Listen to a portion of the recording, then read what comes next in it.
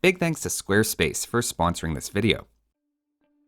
Hey guys, Spirit of the Lie here. In this Civ overview, we're going to be taking a good long look at the Byzantines.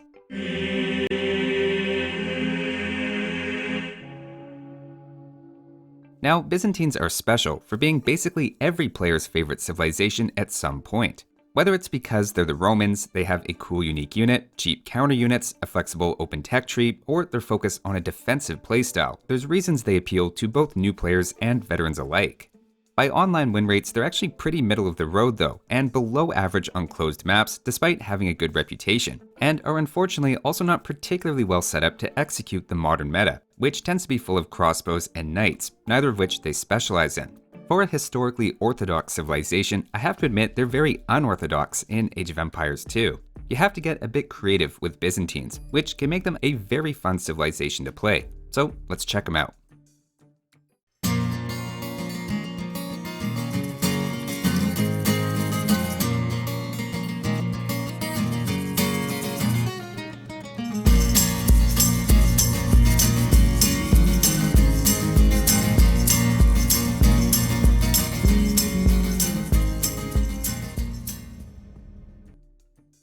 To start with, their team bonus is that their monks heal 100% faster.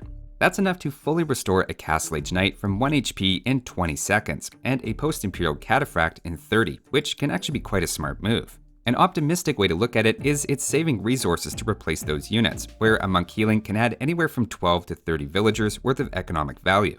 The pessimistic viewpoint though is that time spent healing loses map control and initiative, depending on the situation. Something worth noting is that swapping out knights for an equivalent resource worth of Byzantine monks can actually be advantageous, even just based on healing and without any conversions at all. There's a similar positive effect in pikeman battles as well, where swapping out a few units for monks to heal is a winning play when looked at in isolation.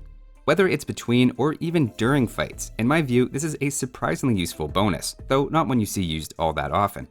Moving on to their proper civ bonuses, the first is their buildings have increasingly more HP as you move up through the ages.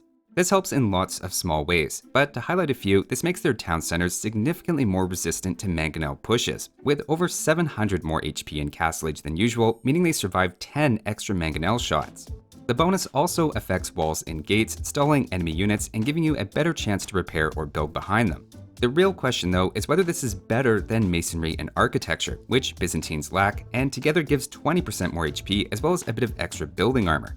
To put it in perspective, we'll compare Viking castles with hoardings, masonry, and architecture to a Byzantine castle with hoardings. Running the numbers, a Byzantine castle, it turns out, should survive roughly 10 to 15% longer against most units than a comparable fully upgraded Viking castle, meaning Byzantines are getting something better for free than what other civilizations are having to pay for.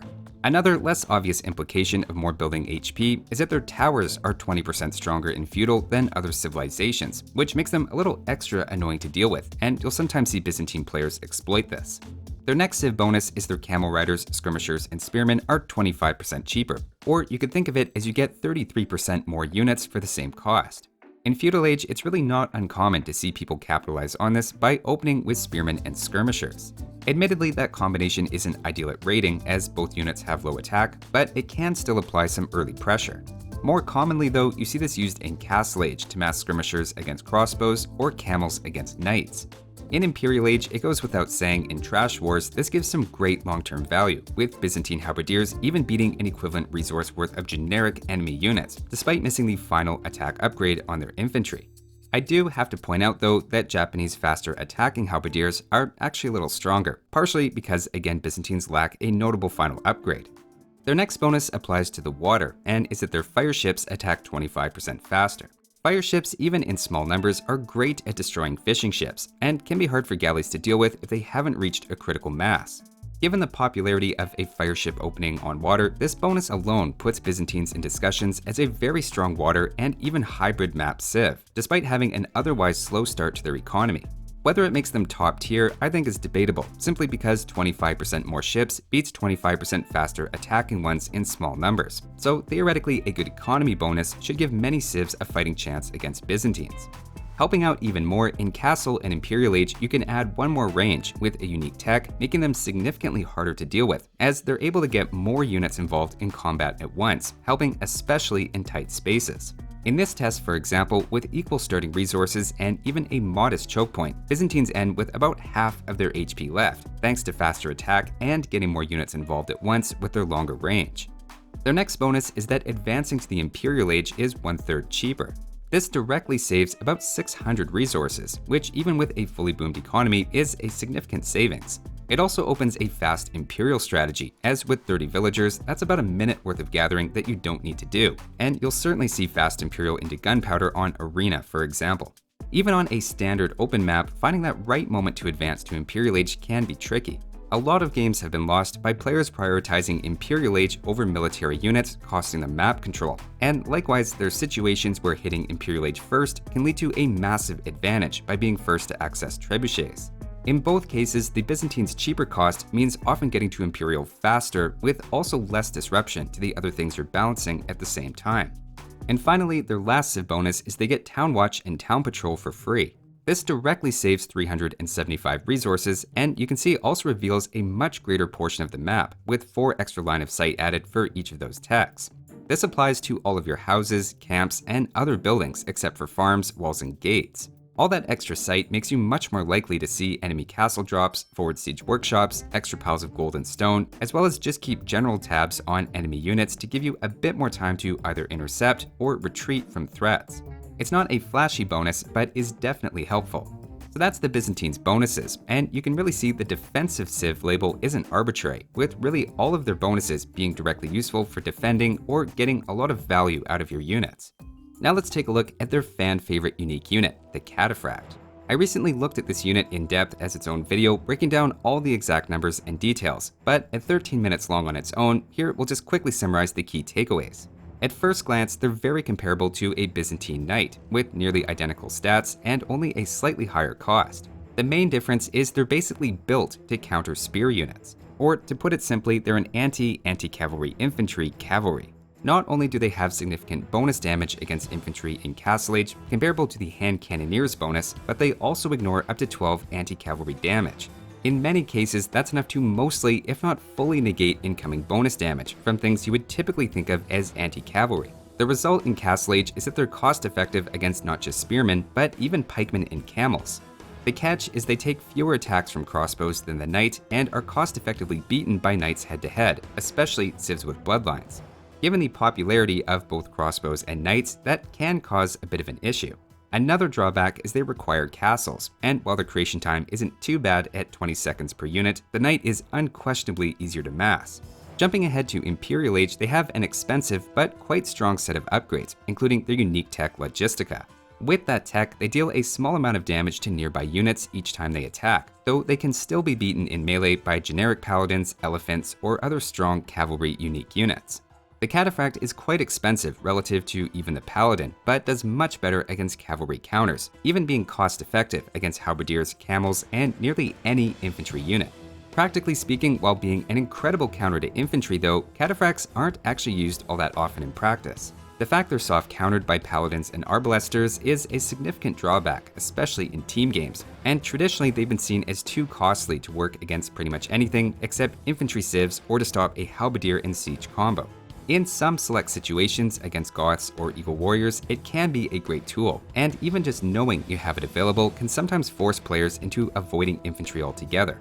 Just to quickly follow up on a couple of exceptions I overlooked in the dedicated Cataphract video, first, against Gujar heavy camels, instead of receiving +2, they take +9 bonus damage as of the upcoming patch, meaning heavy camels actually counter Cataphracts with equal resources in Imperial. Another case you may wonder about is the Japanese halberdier, though it turns out even with 33% faster attack, elite cataphracts still win comfortably with equal resources, and certainly with equal numbers, the cataphract is going to be very effective. The Japanese samurai is another interesting case, as they have a bonus against unique units that isn't blocked by the cataphract, though they also take bonus damage in return. It basically ends up being a quick but even fight with balanced resources, though again the Cataphract is at least doing better than Byzantine paladins in the same situation. So that's their unique unit, and though we've touched on both already, let's also take a brief official look at their unique techs. The first is Greek Fire, again giving fire ships +1 range. It's actually pretty cheap and also pairs nicely with the Byzantine's faster attack rate on fire ships, meaning you're very incentivized to pick this up on water maps. The Imperial Age unique tech is Logistica, as mentioned already, giving a couple of extra benefits to the Cataphract. It's a notoriously expensive tech, and in my opinion is less important than the Elite Cataphract upgrade.